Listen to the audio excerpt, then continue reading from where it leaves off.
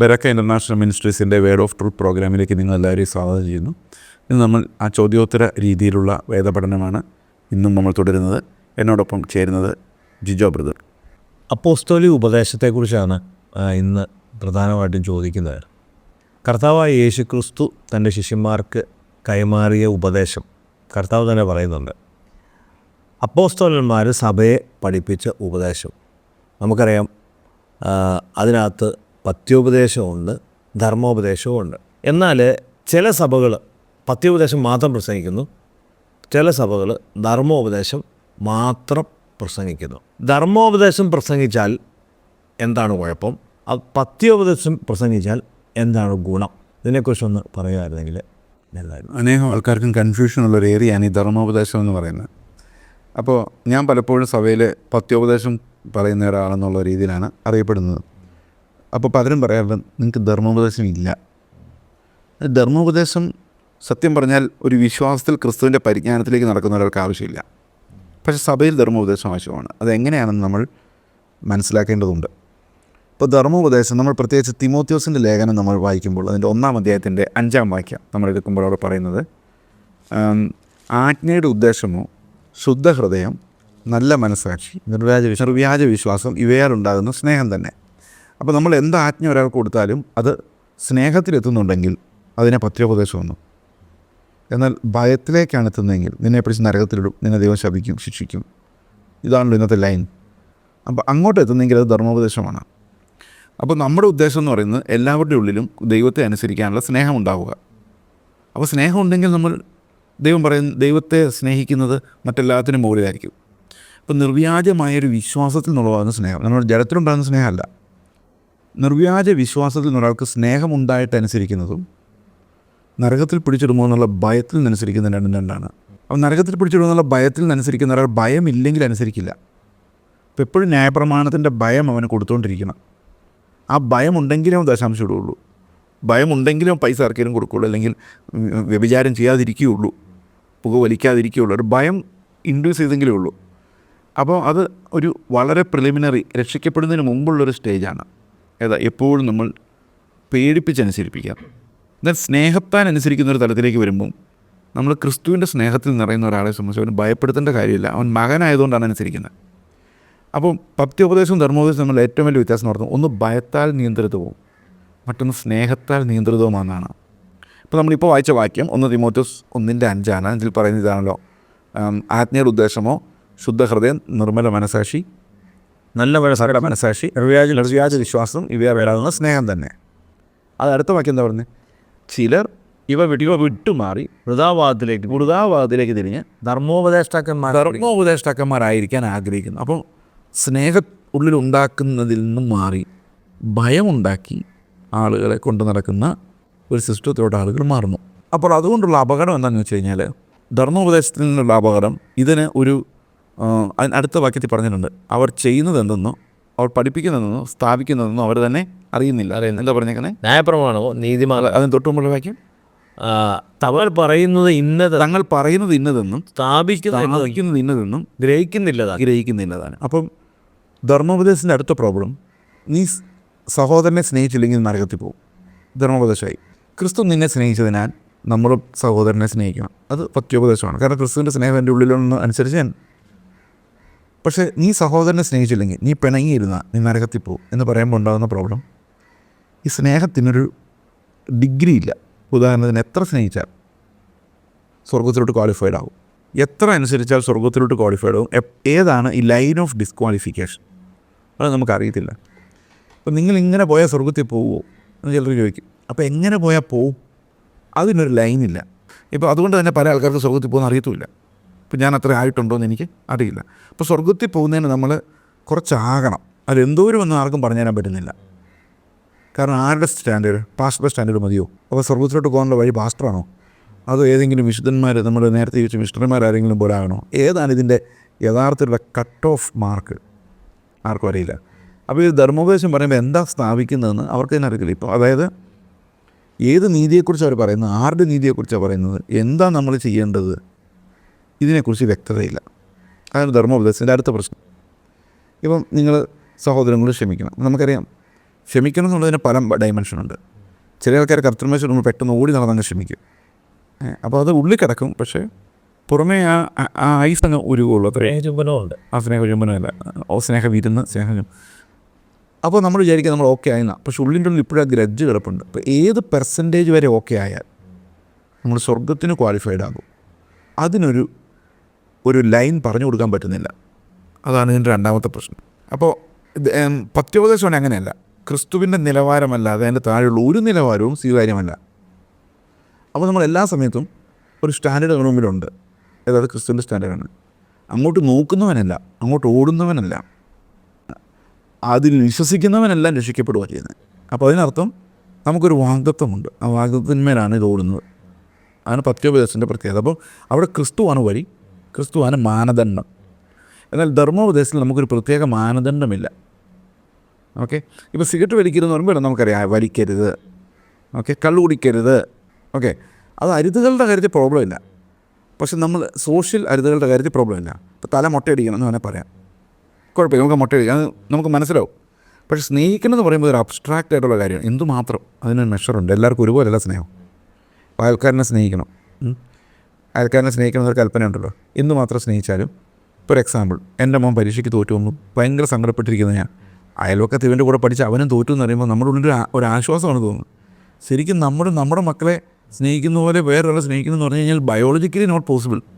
അപ്പോൾ ഏത് അളവ് വരെ സ്നേഹിക്കണം എന്നൊരു ചോദ്യം വരും. അവിടെ നമുക്കൊരു കട്ട് ഓഫ് ഇല്ല. അതുകൊണ്ട് തന്നെ ആർക്കും സ്വർഗത്തിൽ പോകുന്ന ഉറപ്പില്ല. ഇതാണ് അവരെന്ത് സ്ഥാപിക്കും എന്ന് അറിയുന്നില്ലെന്ന് പറയാം. മൂന്നാമത്തെ വ്യത്യാസം, ധർമ്മോപദേശം പ്രസംഗിക്കുന്ന ആൾക്കാർക്ക് ഒരു മാതൃക ഉണ്ടായിരിക്കണം. അവരെപ്പോഴും പറയും ഞാൻ ചെയ്യുന്നതാണ് ഞാൻ ഉപദേശിക്കുന്നത്. അപ്പോൾ ആ ആൾ ചെയ്യുന്നതാണ്, അപ്പോൾ അയാളാണ് ആ ഉപദേശങ്ങളുടെ കസ്റ്റോഡിയൻ. അയാളുടെ ലക്ഷ്യം നിങ്ങളെയും അയാളെപ്പോലെ ആക്കുകയാണ്. അപ്പോൾ പലപ്പോഴും നമ്മുടെ സഭയിൽ പാസ്റ്റർമാർ പ്രസംഗിക്കുമ്പോൾ നിങ്ങൾ എന്തുകൊണ്ട് എന്നെപ്പോലെ അല്ല എന്നാണ് അവർ ചോദിക്കുന്നത്. അതായത് ഇൻഡയറക്റ്റ്ലി നിങ്ങൾ എന്നെപ്പോലെ ആകുക, നിങ്ങൾ എന്താണ് ഇങ്ങനെ നടക്കുന്നത്, ഞാൻ രാവിലെ എന്നിട്ട് ഇത്തരം പ്രാർത്ഥിക്കുന്നു, നിങ്ങൾ എത്ര നേരം പ്രാർത്ഥിക്കും, അപ്പം എന്നെപ്പോലെ നിങ്ങളാകാത്തത് എന്ത്, എന്നെപ്പോലെ എപ്പോൾ ആകും. അതാണ് ധർമ്മോപദേശത്തിൻ്റെ അടുത്ത ഫ്രേസ്.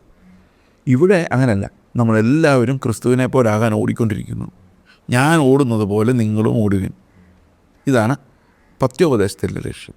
ഓക്കെ, ഇനി അടുത്തത് ധർമ്മോപദേശം കൊടുക്കേണ്ടതാർക്ക് എന്നുള്ളതാണ്. അതിന് താഴെ പറയുന്നത് ഇതേ വാക്യത്തിൻ്റെ താഴെ ന്യായപ്രമാണമോ നീതിമാനല്ല. അതായത് പത്യോപദേശത്തിൽ പിടിക്കപ്പെട്ടവനോ സ്നേഹമുള്ളിൽ ഉരുവാകുന്നവനോ അല്ല ധർമ്മോപദേശം. ആർക്കാണ്? അധർമ്മികൾ, അഭക്തർ, അനുസരണം കെട്ടവർ, പാപികൾ, അശുദ്ധർ, ബാഹ്യന്മാർ, പ്രതിഹന്താക്കൾ, മാതൃഹന്താക്കൾ, കൊലപാതകർ, ദുർനടപ്പുകാർ, പുരുഷമൈഥുനക്കാർ, നരമോഷ്ടാക്കൾ, ഭോഷ്ക് പറയുന്നവർ, കള്ളസത്യം ചെയ്യുന്നവർ. ഭോഷ്ക് പറയുന്നൊരു സഭയിലുണ്ടോ? ഇഷ്ടം പോലെ. അപ്പോൾ ധർമ്മോപദേശം അവന് കൊടുക്കാം. ആർക്കാ? എന്താ ഇതിനകത്ത് പറഞ്ഞ പല കാര്യങ്ങളും സഭയ്ക്കകത്തുണ്ട്. അഭക്തർ ഇഷ്ടം പോലെ ഇതിനകത്തുണ്ട്, അല്ലേ? അതെ. ബാഹ്യന്മാർ പുറമേ ഭക്തി കാണിക്കുന്ന, അകത്തില്ല. ഇങ്ങനെ ഒത്തിരി ആൾക്കാരുണ്ട്. അവർക്ക് ധർമ്മോപദേശം ഇഷ്ടമാണ്, അവർ ഫിറ്റാവും. അതുപോലെ തന്നെ ധർമ്മോപദേശം അവർക്ക് കൊടുക്കണമെന്ന് പറയുന്ന പോലെ ഇത് കൊടുക്കണമെന്ന് നിർബന്ധിക്കുന്നവർക്കൊരു പ്രത്യേകതയുണ്ട്. അവർക്ക് സ്വയനീതി ഭയങ്കര കൂടുതലായിരിക്കും. അവരുടെ ഉള്ളിൽ ഒരു ചിന്തയുണ്ട്, എന്നെപ്പോലെ എന്തുകൊണ്ട് അവർ ജീവിക്കുന്നില്ല, അപ്പം ഞാൻ ഒരു മാതൃകയാണെന്ന് സ്വയം ചിന്തിക്കുന്നവർക്ക് ധർമ്മോപദേശം കൊടുക്കാതിരിക്കാൻ പറ്റുകയില്ല. അപ്പോൾ സഭയിൽ വേണമെന്ന് ചോദിച്ചാൽ വേണം, പക്ഷേ ഇങ്ങനെയുള്ളവർക്കാണത്. കാരണം എന്നാൽ പത്യോപദേശത്തിൻ്റെ പ്രത്യേകത എന്താണെന്ന് വെച്ച് കഴിഞ്ഞാൽ പത്യോപദേശം നൽകപ്പെടുന്നത് ആർക്കാണ്? അത് വിശുദ്ധന്മാർക്കാണ്. അതുകൊണ്ട് എന്താ സംഭവിക്കുന്നത്? റോമാലേഖനം കഴിഞ്ഞ് നമ്മൾ മുമ്പോട്ട് പോകുന്നതോറും ലേഖനങ്ങൾ എഴുതുന്നതെല്ലാം വിശുദ്ധന്മാർക്കാണ്.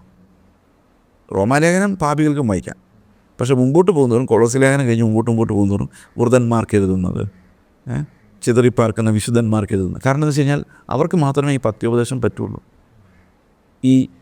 ഈ ക്രിസ്തുവിൻ്റെ കൃപ മാത്രം, ക്രിസ്തുവിൻ്റെ നീതി മാത്രം, ഇപ്പോഴും സ്വയനീതിയിൽ പിടിക്കപ്പെട്ടിട്ടില്ല, ക്രിസ്തുവിൻ്റെ നീതി മാത്രം, അത് മതിയെന്ന് വിശ്വസിക്കുന്നവർക്ക് മാത്രമേ പത്യോപദേശം പറ്റുള്ളൂ. ഓക്കെ, അപ്പോൾ പത്യോപദേശം സഭയിൽ നൽകപ്പെടുമ്പോൾ അവിടെ ഉണ്ടാകുന്ന വിശുദ്ധന്മാരാണ്.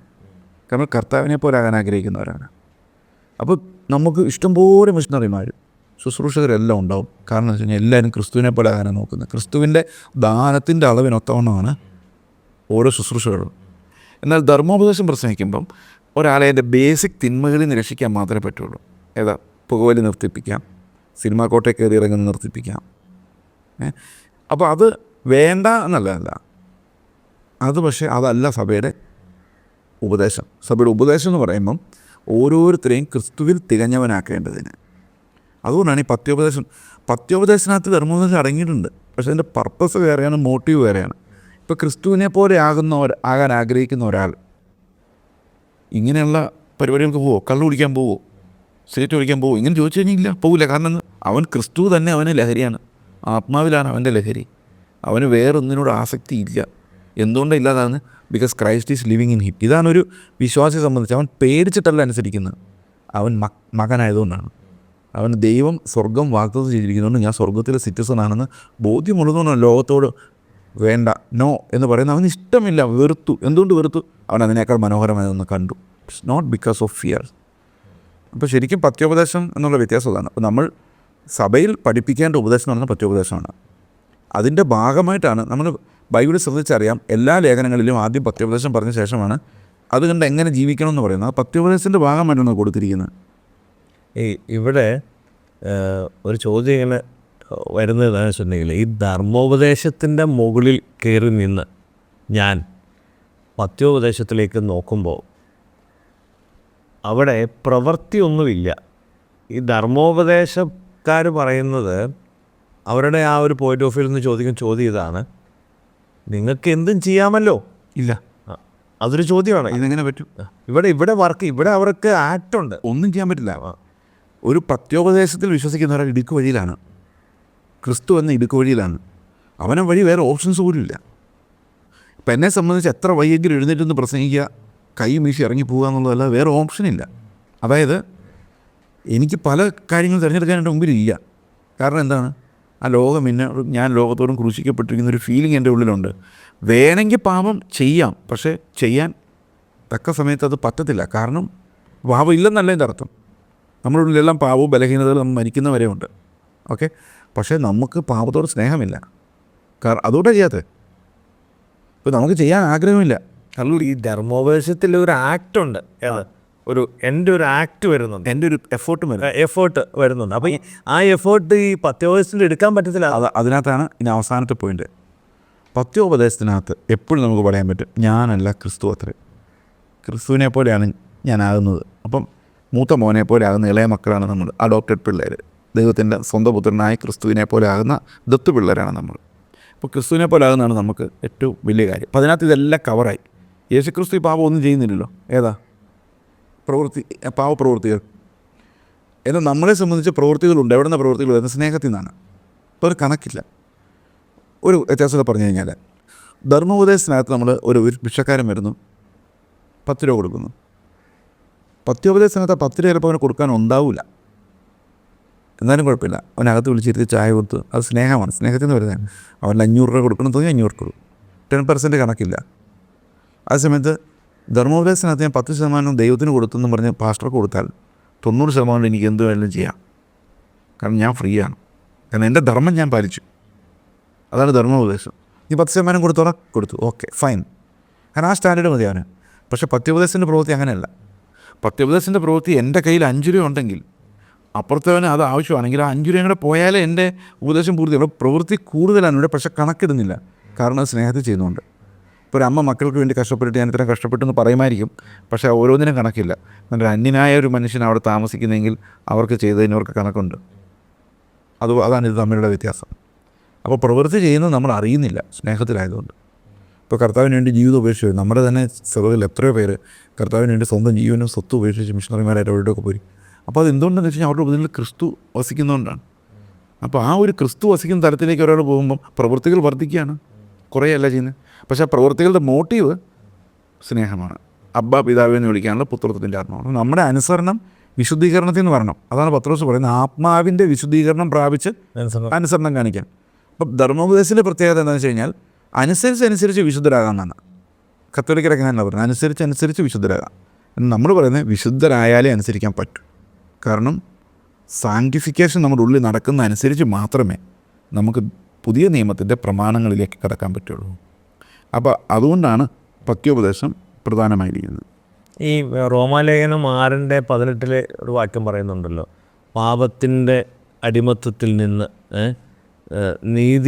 പാപത്തിൻ്റെ ദാസ്യത്തിൽ നിന്ന് നീതിയുടെ ദാസൻ ആക്കി മാറ്റി, അതായത് ഉപദേശ രൂപം. അപ്പം ഈ നീതിയുടെ ദാസത്യം എന്ന് പറയുന്നത്, നീതിയുടെ ദാസൻ എന്ന് പറയുന്ന ഈ പറയുന്ന പ്രവൃത്തികളല്ലേ നീതിയുടെ ദാസം എന്ന് ഉദ്ദേശിക്കുന്നത്, നീതിയുടെ ദാസന്മാർ. അതെങ്ങനെയാണെന്ന് വെച്ച് കഴിഞ്ഞാൽ അടിമത്തം എന്ന് പറയുന്നൊരു മനോഭാവം കൂടെയാണല്ലോ. ഇപ്പോൾ പാപത്തിൻ്റെ അടിമ എന്ന് പറഞ്ഞാൽ പാപം മാത്രമേ ചെയ്യാൻ അവന് മനസ്സുള്ളൂ. കാരണം his mind is enslaved by the devil, by sin. ഇപ്പോൾ എൻ്റെ മനസ്സ് പാപത്തിൻ്റെ കീഴിൽ ദാസനാണെങ്കിൽ എൻ്റെ മനസ്സിൽ വരുന്ന ചിന്തകളെല്ലാം ആ ജഡത്തിൻ്റെ ചിന്തകൾ. ഞാൻ നീതിയുടെ ദാസനായി മാറുമ്പോൾ എൻ്റെ മനസ്സ് മാറുകയാണ്. എൻ്റെ മനസ്സിനകത്ത് നീതിയുടെ അടിമയാണ് ഞാൻ.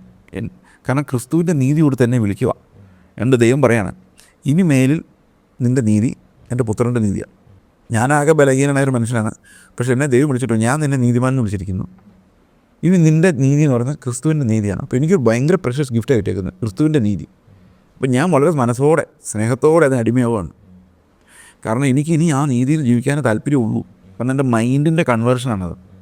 അപ്പോൾ കൺവേർഷൻ എന്ന് പറയുന്നൊരു കാര്യം, എൻ്റെ മൈൻഡ് പഴയതല്ല, എൻ്റെ മൈൻഡ് പുതുതാക്കപ്പെട്ടിരിക്കുന്നു. എനിക്ക് പഴയ ലോകത്തെ സ്നേഹിക്കാൻ പഴയത് കഴിഞ്ഞു പോയി. അതെൻ്റെ മൈൻഡിൻ്റെ കൺവേർഷനാണ്. ഈ കൺവേർഷൻ നടക്കാത്തവർക്കാണ് നമ്മൾ ധർമ്മോപദേശം കൊടുക്കുന്നത്. മൈൻഡിൻ്റെ കൺവേർഷൻ നടന്നു കഴിഞ്ഞാൽ എൻ്റെ അവയവങ്ങൾ പാപത്തിന് ദാസനായി ഞാൻ വിട്ടുകൊടുക്കാൻ എനിക്ക് പറ്റത്തില്ല. അപ്പോൾ ഞാൻ ഓരോ സമയത്തും എന്നെ ക്രിസ്തുവിൻ്റെ നീതി തന്ന് വിളിച്ച കർത്താവിനെ ഓർത്ത് പറയും.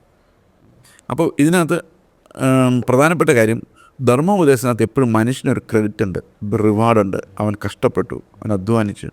എന്നാൽ പത്യോപദേശത്തിനകത്ത് നമുക്കൊരു ക്രെഡിറ്റുമില്ല. നമ്മുടെ മനസ്സ് മാറ്റിയ ദൈവം, വീണ്ടെടുത്ത ദൈവം, നമ്മെ തിരഞ്ഞെടുത്ത ദൈവം. ഇപ്പോൾ എപ്പോഴും നമ്മൾ പറയുന്നത് സോളി ഡിയോ ഗ്ലോറിയ, കർത്താവ് നിനക്ക് മാത്രം മഹത്വം, രക്ഷയുടെ പൂർണ്ണ ഉത്തരവാദിത്വം. അത് കർത്താവിൻ്റെ കയ്യിലേക്ക്, കർത്താവ് ചെയ്യുന്നതിനായി കർത്താവിൻ്റെ കയ്യിലേക്ക് വിശ്വസിച്ച് ഏൽപ്പിക്കുന്നത്. മറ്റൊന്ന് ഞാൻ ചെയ്ത് പൂർത്തിയാക്കുന്നത് തമ്മിലുള്ള ഡിഫറൻസ് ഇതിന് രണ്ടിനകത്തുണ്ട്. അതുകൊണ്ടാണ് നമ്മൾ ധർമ്മോപദേശം പറയുന്നില്ലെന്ന് പറയുന്നില്ല. കാരണം ധർമ്മോപദേശം പറയുന്നുണ്ട്, ബട്ട് അത് എത്ര പറഞ്ഞാലും മനസ്സിലാകാത്തവർക്കാണ് നമ്മളിത് മാറ്റി വെച്ചിരിക്കുന്നത്. ഇപ്പോൾ ഒരാളോട് പറയുകയാണ് നിങ്ങൾ ഗോസിപ്പ് പ്രചരിപ്പിക്കരുത്. അപ്പോൾ അതിന് പറയാൻ വേറൊരു വഴിയുണ്ട്, സഹോദരനെ സ്നേഹിക്കണം.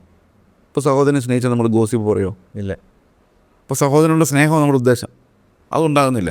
പിന്നെ ഗോസിപ്പ് പറയുന്നു. അപ്പോൾ നമ്മൾ വടിയെടുക്കുന്നു ധർമ്മോപദേശം. കാരണം ആ പുള്ളിക്ക് എന്ത് പറ്റുന്നില്ല. അപ്പോൾ ധർമ്മോപദേശം എന്ന് പറയുന്നത് പറഞ്ഞാൽ മനസ്സിലാകാത്ത, വീണ്ടും ജനനത്തിൻ്റെ അനുഭവങ്ങളൊന്നും കാണിക്കാതെ ദൈവത്തെ സ്നേഹിക്കാതിരിക്കുന്ന ആളുകൾക്ക് ഉള്ളതാണ്. അതാണ് നീതിമാനുള്ളതല്ല എന്നോട് പറഞ്ഞത്.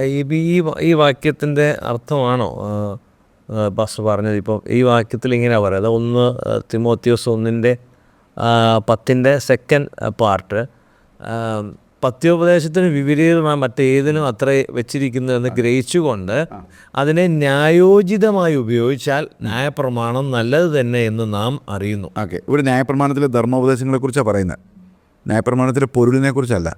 ഇപ്പോൾ ഇവിടെ പറയുന്നത് പത്യോപദേശത്തിന് വിരുദ്ധമായി എന്തെങ്കിലും സഭയിലുണ്ടെങ്കിൽ, ഇപ്പോൾ നമ്മുടെ സഭയിൽ തന്നെ പല ആൾക്കാർക്കും പത്യോപദേശം ഇതുവരെ മനസ്സിലായിട്ടില്ല. അപ്പോൾ ചില ആൾക്കാരൊക്കെ ഇങ്ങനെ പറയുകയും ചെയ്ത് എന്താണെന്ന് എനിക്ക് പിടികിട്ടില്ല. അപ്പോൾ അവർക്ക് പത്യോപദേശത്തിന് വിരുദ്ധമായിട്ടായിരിക്കും അവർ ചിലപ്പോൾ ചിന്തിക്കും, അറിയില്ല. അപ്പോൾ അവർക്കുള്ളതാണ് എന്ത്? ധർമ്മോപദേശം. അതായത് ഇത് പിടികിട്ടാത്ത ആൾക്കാർക്ക്, അപ്പോൾ ഇത് പിടികിട്ടി കഴിഞ്ഞാൽ നമ്മളെ ആരും ഉപദേശിക്കേണ്ട പോലും കാര്യമില്ല. We know. കാരണം പരിജ്ഞാനത്തിലുള്ള നടപ്പെന്ന് പറയുന്നത് നമുക്ക് എല്ലാ സത്യങ്ങളിലേക്കും നമ്മളെ നടത്തുകയും പാപങ്ങളെ നമ്മളെ രക്ഷിക്കുകയും ചെയ്യും. ഓക്കെ, അപ്പോൾ നമ്മുടെ സഭയിൽ എനിക്ക് തോന്നുന്നു, നമ്മുടെ സഭയെ സംബന്ധിച്ച് നോക്കുകയാണെങ്കിൽ ഒരു 90% എനിക്കറിയാവുന്നിടത്തോളം പത്യോജനം വർക്ക് ചെയ്യുന്നുണ്ട്. കാരണം ഒത്തിരി പേരും ഒരു കോൺഫ്ലിക്റ്റും ഇല്ലാതെയാണ് നമ്മൾ പോകുന്നത്. കാരണം സഹോദരങ്ങൾ തമ്മിലോ എൽഡേഴ്സോ, കാരണം എല്ലാവരും കർത്താവിനെ പ്രസാദിപ്പിക്കാൻ മാത്രം നമ്മൾ സംസാരിക്കാറുള്ളൂ. എത്രയോ നാളിലായിട്ട് അത് മാത്രമേ സംസാരിക്കും. ഇനി വെളിയിൽ പോയാലും ഞാനത് തന്നെ പറയാറുള്ളൂ.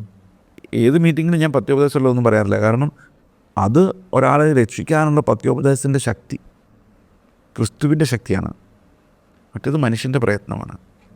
ക്രിസ്തുവിൻ്റെ ശക്തിയുടെ അംബാസഡേഴ്സാണ് നമ്മൾ. അതിനർത്ഥം ഇതൊരു വടിയായിട്ട് സൈഡിൽ ഇരിപ്പുണ്ടായിരിക്കും. ഏതാ?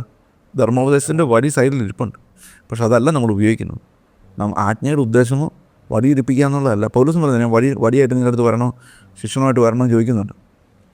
അപ്പോൾ ആജ്ഞയുടെ ഉദ്ദേശം അതല്ല. ആജ്ഞയുടെ ഉദ്ദേശം ശുദ്ധ ഹൃദയം, നിർമ്മല മനസ്സാക്ഷി, നിഷ്കളങ്കം നല്ല മനസ്സാക്ഷി, നിർവ്യാജ വിശ്വാസം, ഇവയിലുണ്ടാകുന്ന സ്നേഹമാണ്. ഇവിടെ ഒരു പ്രധാനപ്പെട്ട ഒരു ക്വസ്റ്റ്യൻ എൻ്റെ ഉള്ളിൽ ഇങ്ങനെ വരുവാണ്. ഇപ്പം ഒരു സഭയിലൊരു വിശ്വാസി രക്ഷിക്കപ്പെട്ടു വന്നു, പാസ്റ്ററോട് ചോദിക്കുവാണ്, പാസ്റ്റർ ഇനി എന്താ ഞാൻ ചെയ്യണ്ടേ, ഞാൻ ഇനി എന്ത് ചെയ്യണം എന്ന് ചോദിക്കുമ്പം ഒരു ഉത്തരം പറയണമല്ലോ. അപ്പോൾ അവിടെ പത്യോപദേശം പറഞ്ഞു കൊടുക്കണമെങ്കിൽ ആത്മാവിൻ്റെ വഴിയാണല്ലോ പത്യോപദേശം, ആത്മാവിൻ്റെ പ്രകാശനമാണല്ലോ. പക്ഷെ ധർമ്മോപദേശം പറയാനായിട്ട് എളുപ്പമാണല്ലോ. അപ്പം ആസ് എ പാസ്റ്റർ, ഇപ്പം ഞാൻ പാസ്റ്ററാണ്, എൻ്റെ അടുത്ത് ഒരാൾ ചോദിക്കുവാണ് ഇനി എന്ത് ചെയ്യണം എന്ന് ചോദിക്കുമ്പോൾ പറയാൻ എളുപ്പം ധർമ്മോപദേശമാണ്. അതുകൊണ്ടായിരിക്കുമോ ഈ സഭകളിൽ ഇന്ന് ഈ ധർമ്മോപദേശത്തിൻ്റെ ഒരു കൂടുതൽ എന്ന് വെച്ചാൽ ഈ വെളിപ്പെട്ട് കിട്ടിയാലല്ലേ ഇത് പറയാൻ പറ്റും. അതുകൊണ്ട് മാത്രമല്ല, ധർമ്മോപദേശം നല്ല കച്ചവട മെറ്റീരിയലാണ്. അതായത് നമുക്ക് ഒരു പ്രസംഗം കേൾക്കാൻ സുഖം ധർമ്മോപദേശമാണ്. കേട്ടിട്ടില്ലേ? സ്ത്രീകൾ വസ്ത്രം ധരിക്കുന്നതിനെക്കുറിച്ചും പുരുഷന്മാർ പെരുമാറുന്നതിനെക്കുറിച്ചും ഇങ്ങനെയുള്ള കാര്യങ്ങളൊക്കെ വിശദീകരിക്കുമ്പോൾ കേൾക്കാനൊരു രസമുണ്ട്.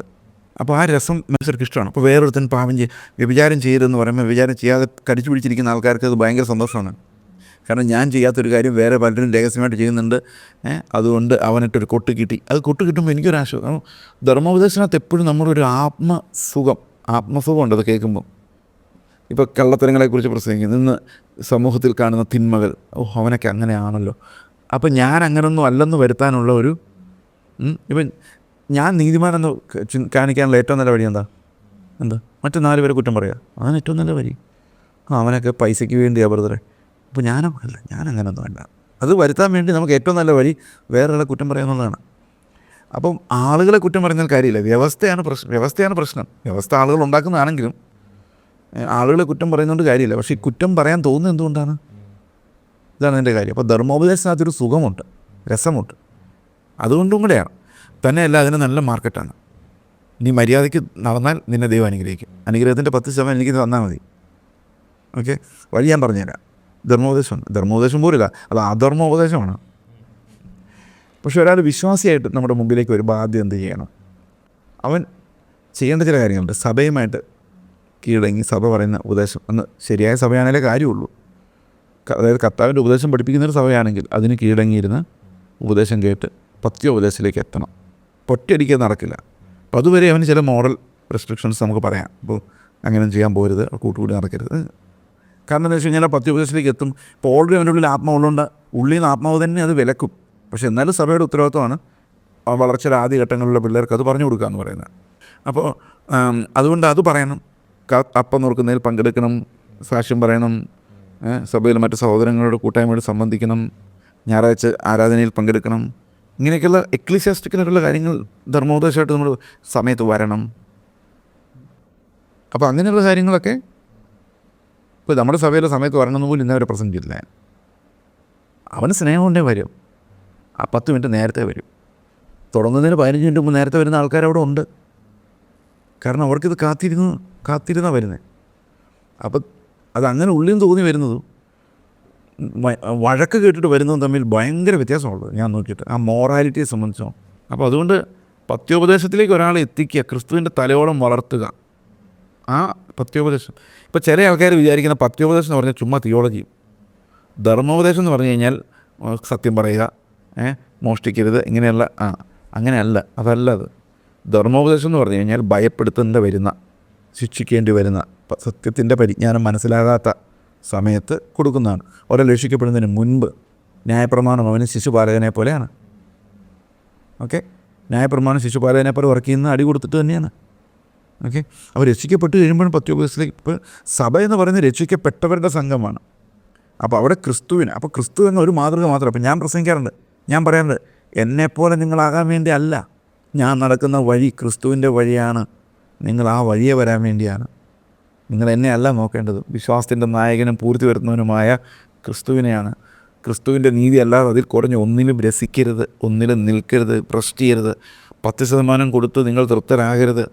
ക്രിസ്തുവിനെ പോലെ കൊടുക്കണം. എൻ്റെ ലക്ഷ്യം അതാണ്. നമ്മളെല്ലാം അങ്ങോട്ടുള്ള ഓട്ടത്തിലാണ്. ഇതാണ് ബേസിക്കലി ഇത് തമ്മിലുള്ള ഡിഫറൻസ് എന്ന് പറയുന്നത്. അപ്പം ശരിക്കും കർത്താവ് നേരിട്ട ക്രൈസിസും നമ്മുടെ സഭയിൽ പലപ്പോഴും നേരിടുന്ന ക്രൈസിസും ഈ ധർമ്മോപദേശം പ്രസംഗിക്കുന്ന സ്വയനീതിക്കാരെ സംബന്ധിച്ചാണ്.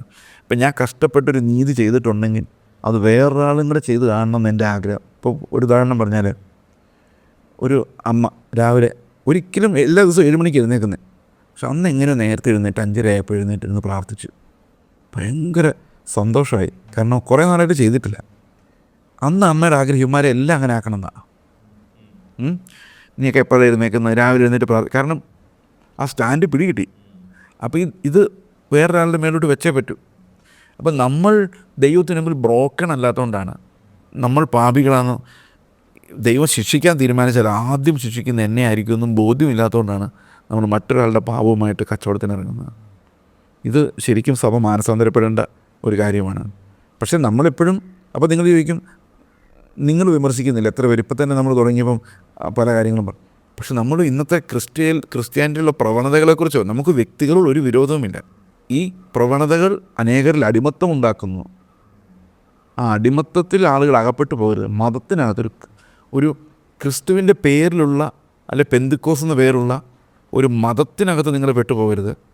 നിങ്ങൾ ക്രിസ്തുവിൻ്റെ സ്വതന്ത്രദാസന്മാരായിരിക്കണം എന്നുള്ളതാണ് ഈ ആജ്ഞയുടെ ഉദ്ദേശം, അതായത് ഈ ഡിസ്കഷൻ്റെ ഉദ്ദേശം. ഓക്കെ, നമ്മൾ ആരാലും ഭയപ്പെടുത്തപ്പെടരുത്, ഒന്നിനാലും സ്വാധീനിക്കപ്പെടാതെ ആത്മനിയന്ത്രിതരായിരിക്കാൻ വേണ്ടിയാണ് ഇത് പറയുന്നത്. അതല്ലാതെ ഒരു വ്യക്തിക്കെതിരെയല്ല, ഒരു പ്രസ്ഥാനത്തിനെതിരെയുമല്ല. ഓക്കെ, എപ്പോഴും നമ്മൾ സംസാരിക്കുന്ന ക്രിസ്തുവിൻ്റെ പരിജ്ഞാനത്തിലേക്ക് ഓരോ മനുഷ്യനും നടക്കാൻ വേണ്ടിയാണ്. ദൈവം നിങ്ങളെല്ലാവരും അനുഗ്രഹിക്കട്ടെ. നമുക്ക് വീണ്ടും കാണാം. God bless you all.